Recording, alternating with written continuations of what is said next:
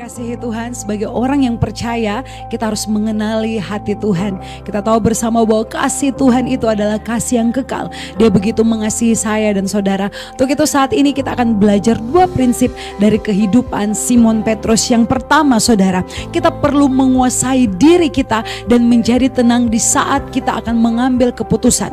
Jangan sampai seperti Simon Petrus, saudara. Ketika dia mau mengambil keputusan di dalam Yohanes pasal yang ke-21, saudara, dia merugikan dirinya sendiri, bahkan merugikan orang-orang di sekitarnya. Bapak Ibu Saudara yang diberkati Tuhan, jangan sampai ketika kita mau mengambil keputusan dalam kehidupan kita, pikiran kita sedang dalam keadaan yang kacau, sedang dalam keadaan yang galau, saudara yang kasih Tuhan. Hati kita sedang mengalami kemarahan, kita sedang mengalami sakit hati, kecewa, ada dendam yang kita simpan, saudara, sehingga kita mengambil keputusan yang salah, sehingga itu tidak hanya merugikan diri kita sendiri, tetapi juga merugikan orang-orang di sekitar kita. Untuk itu saudara yang dikasihi Tuhan, kita perlu, saudara, benar-benar mengenal hati Tuhan. Jangan sampai kita lari dari panggilan Tuhan seperti yang dilakukan oleh Petrus, saudara. Dia lari dari panggilan Tuhan, dia salah mengambil keputusan, dia lari dari panggilan Tuhan sehingga dia tidak mendapat berkat pada waktu itu. Untuk itu saudara yang dikasihi Tuhan, jangan sampai kita lari dari panggilan Tuhan.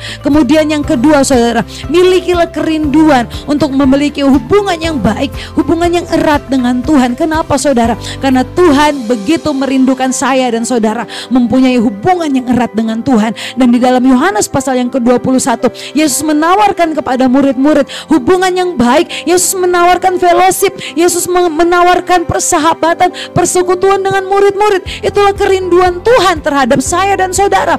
Tuhan rindukan saya dan saudara mempunyai hubungan yang erat, mempunyai hubungan yang baik dengan Dia. Untuk itu saudara yang dikasihi Tuhan, ketika Tuhan memerintahkan sesuatu kepada saya dan saudara, ketika Tuhan meminta sesuatu bagi saya dan saudara, tidak ada maksud apa-apa, tapi yang Tuhan rindukan adalah supaya kita bersekutu dengan Tuhan. Yang Tuhan rindukan supaya kita datang kepada Tuhan, membawa korban syukur kita yang terbaik kepada Tuhan. Dengar baik-baik, saudara, orang yang dekat kepada Tuhan, dia pasti memberikan yang terbaik bagi Tuhan. Orang yang dekat kepada Tuhan, orang yang punya encounter dengan Tuhan, orang yang punya hubungan pribadi dengan Tuhan, mengalami Tuhan, dia pasti memberi yang terbaik bagi Tuhan. Tidak hanya bicara soal materi, tidak hanya bicara soal uang, tapi hatinya, hidupnya, pelayanannya dia beri bagi Tuhan. Untuk itu saudara yang dikasihi Tuhan, pelajaran bagi setiap kehidupan kita, ambillah keputusan di saat hati kita sedang tenang. Milikilah kerinduan untuk selalu bersekutu dengan Tuhan. Disitulah ada berkat-berkat, ada kekuatan yang baru